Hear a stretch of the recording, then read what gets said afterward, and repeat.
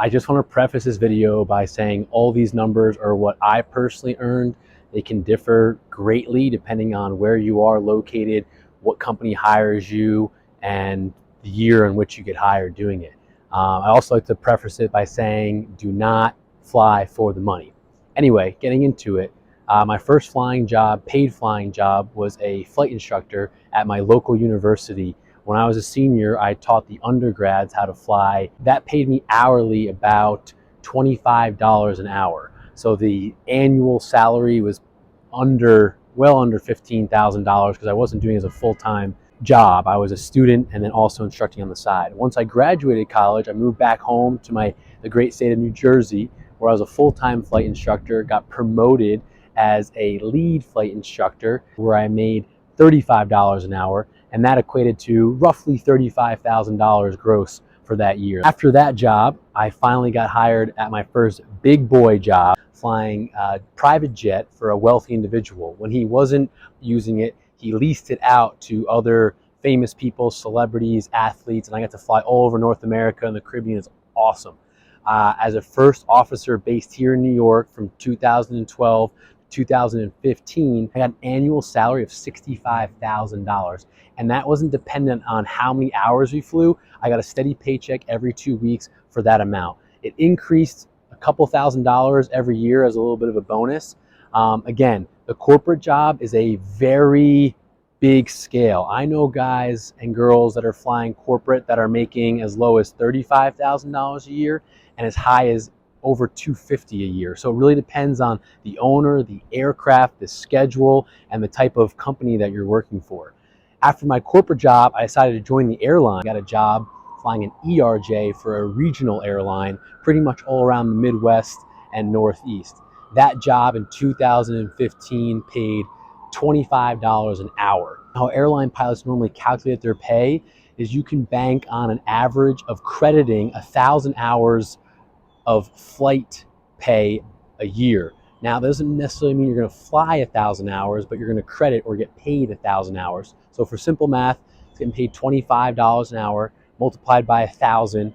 I grossed, we'll call it $25,000. I wasn't there for that long, so I couldn't give you an actual estimate on how much I would have grossed that year, depending on how much I actually flew. But that's the normal airline way of doing math. So $25 an hour, I believe it's gone up exponentially in the coming years for regional airline pilots. After 4 months at that regional airline, I got hired at my first major. And in 2015, I was hired as a first officer to fly the MD-80 based out of Las Vegas, Nevada. That first year pay, I believe, was $55 an hour. Again, simple math, grossed about $55,000. There's ways to make a lot less by not flying as much, and ways to make a lot more depending on how much extra time you fly, or what us pilots call soft time, picking up extra flying time or reserve days or even simulator training events you can get paid for. Our contract, which every airline is associated with a union here in the States, we negotiate a contract between our company and our union. Our contract got renewed at the end of 2016, so my pay, my second year rather, as a first officer, went from $55 an hour up to $88 an hour. Again, simple math, about $88,000 my second year. I then upgraded to captain in my second year at the major, hence the 4 bars you can see on my shoulder that designates an airline captain, and my pay increased exponentially.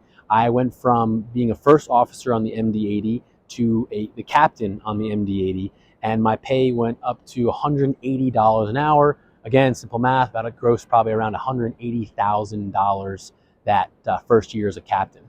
The pay rates go up only a couple dollars every year per your company's contract. So mine went up to about $190 an hour up to $195 my 5th year as a captain at that company. And that year I grossed just over $200,000. Next, I got hired at my first legacy carrier based out of New York City, flying the A320 series, so the A321, A319, and A320. For that job, my hourly rate at first year pay, first officer, was $85 an hour. Again, $85,000 gross. However, first year at the airline is always going to be a little bit less because training pay isn't your hourly rate. it's the contract negotiated training pay. So sometimes it's as little as $2,000 a month. Sometimes it's as high as $4,000 a month. Again, it all depends on the airline. So you can expect to make a little bit less your first year. However, it goes up your second year. I only was at this legacy carrier for 1 year and then decided to move on to what was my dream job, flying for the legacy cargo company. I said I switched. Thank you. As I was saying, in 2020, I got hired at my first choice legacy cargo company. And at first, you go back down to first officer again. I was at a pay rate of $80 an hour. Simple math, 80,000, a little bit less with training pay. The second year, thankfully, it bumps up a good amount. So I'm currently on second year pay at this company at $191 an hour. And from there, it goes up a few dollars every year per, again, the union's contract. And the next big pay bump that myself or any other pilot will get is when they upgrade to captain. And that's all dependent on basically seniority is the number one factor that goes into upgrading to captain, but then also personal preference and how that person wants to basically go throughout their career.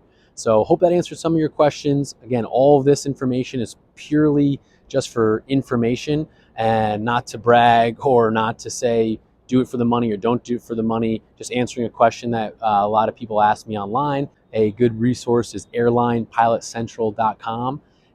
If you like the video, please thumbs up it, subscribe to the channel. Please ask comments below, questions below.